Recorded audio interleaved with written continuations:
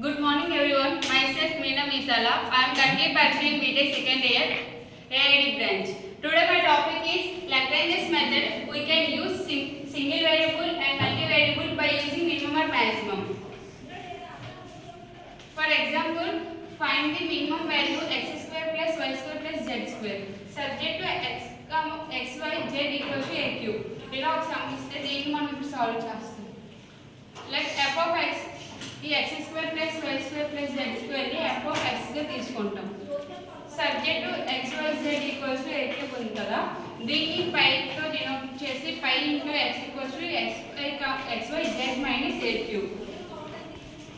ఈ some formula వచ్చేసి f of x, y, z equals to f of x, y, z plus lambda into pi x, y, z.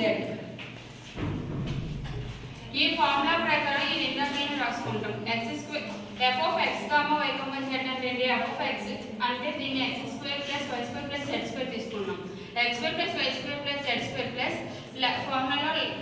ఫార్ములాలో lambda pi into x, y, z. మనకు pi of x ఏంటి x y z minus a cube కదా, so దీన్ని lambda pi into x y z minus a cube గా రాసుకుంటాం.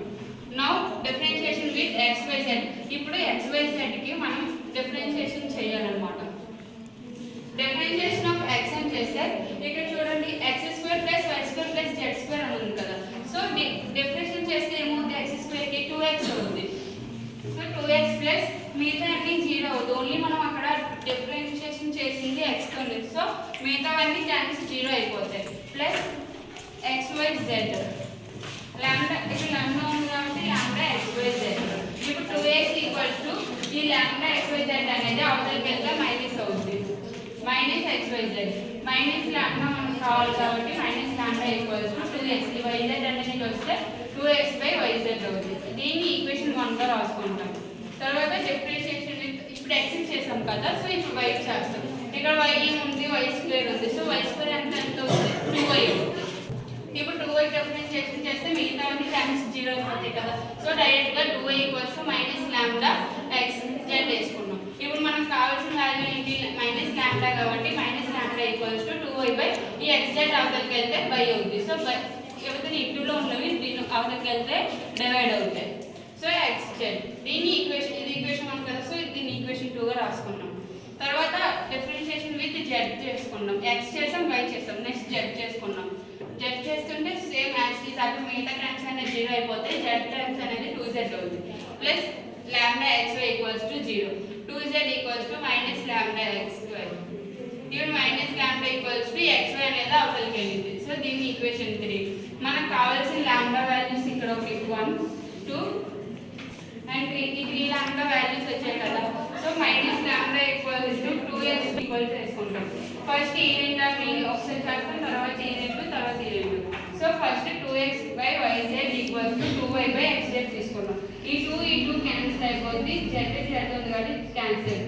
Final గా మిగిలింది ఏంటి x by y equals to y by z.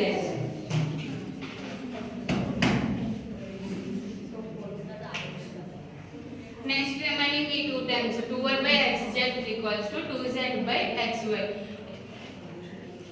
ఈ రెండింటిని క్రాస్ మల్టిప్లికేషన్ చేస్తే ఏమవుతుంది x square by x square equals to y square వస్తుంది. తర్వాత నెక్స్ట్ ఈ 2 టర్మ్స్ తీసుకుంటాం.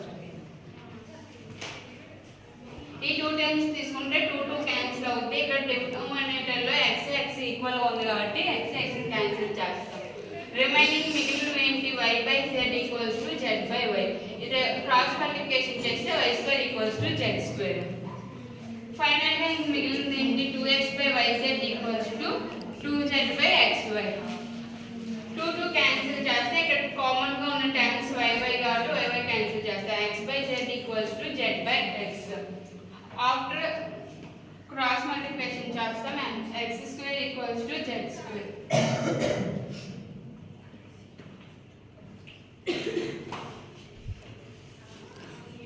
Equation 6 let y equals x equals to y, x equals to z తీసుకుంటాం. ఇప్పుడు ఫైనల్ గా ఈ వాల్యూ ఉంది కదా, ఈ సబ్జెక్ట్ ఏమని ఇచ్చారు, ఇప్పుడు xyz equals to a cube గా రాసుకోండి. మైనస్ ఉంది కదా, మైనస్ a క్యూబ్ ని అక్కడ పంపిస్తే టర్మ్స్ గా రీప్లేస్ చేసుకోవచ్చు. So x into x into x equals to a cube, x cube equals to a cube. x powers equal గా ఉండేటప్పుడు కాంపోనెంట్స్ అనేవి రాసుకోవచ్చు. So x equals to a and also y equals to a, z equals to a. x square plus y square plus z square equals to 0 అని first equation లో తీసుకున్నాం కదా. So దాన్ని replace లో x equals to a వచ్చింది కదా. So మిగతా అన్నిటిలో కూడా a రాసుకోవచ్చు. a square plus a square plus a square equals to 0. ఇప్పుడు 3a square equals to 0. a square 3 అనేది అతనికి వెళ్తే 0 అవుతుంది. 0 by 0 into anything 0. So a square equals to 0. a equals to 0.